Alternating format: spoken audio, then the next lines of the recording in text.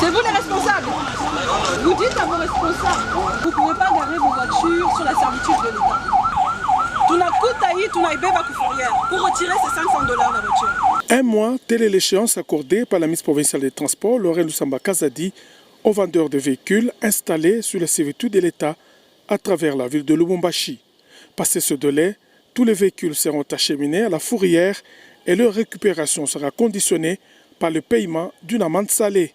Cette annonce a été faite par la patronne des transports dans les Hauts-Katanga, Lorraine Lusamba Kazadi, lors de la tournée effectuée dans plusieurs parkings de la ville. Merci, Excellence. Et ne garez pas ici sur la servitude de l'État. Merci.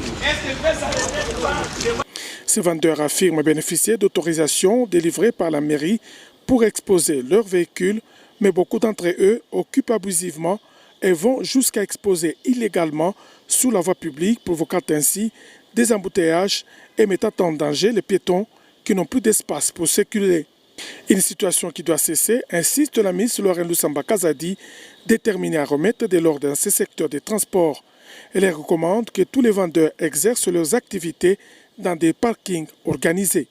On a pu constater que les vendeurs de voitures utilisent la servitude de l'État au-delà des parkings qui ont été attribués par la mairie. Ces derniers se mettent sur la voie piétonne et sur la servitude de l'État.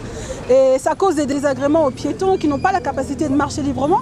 Mais au-delà de tout ça, ça crée également des embouteillages. Lorraine Lusamba Kazadi invite les vendeurs au strict respect des lois et rassure, dès début janvier, tout récalcitrant sera sévèrement sanctionné. Je l'ai dit, nous avons commencé le 1er décembre 2025 et la période de sensibilisation va se terminer le 1er janvier 2026.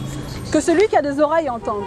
Alors, on ne va pas dire qu'ils n'ont pas été prévenus parce que moi-même, sous ce soleil ardent, nous sommes dehors. Pourquoi ? Parce que la sécurité routière est un élément très important pour la population, parce que le chef de l'État et l'exécutif provincial tient à cœur que la sécurité routière, que le respect de la route se fasse entendre ici dans la province du Haut-Katanga et on ne lésignera pas. On est vraiment ici pour exhorter la population. À partir du 1er janvier 2026, ils vont se voir pénalisés pour non-respect du code de la route. Faisant d'une pierre deux coups, la ministre poursuit également sa campagne de sensibilisation des chauffeurs au civisme routier, un travail qu'elle mène sans relâche. À partir de janvier, si vous avez 3 personnes dedans, on va vous donner l'amende. N'oubliez pas ça. Merci, bonne journée.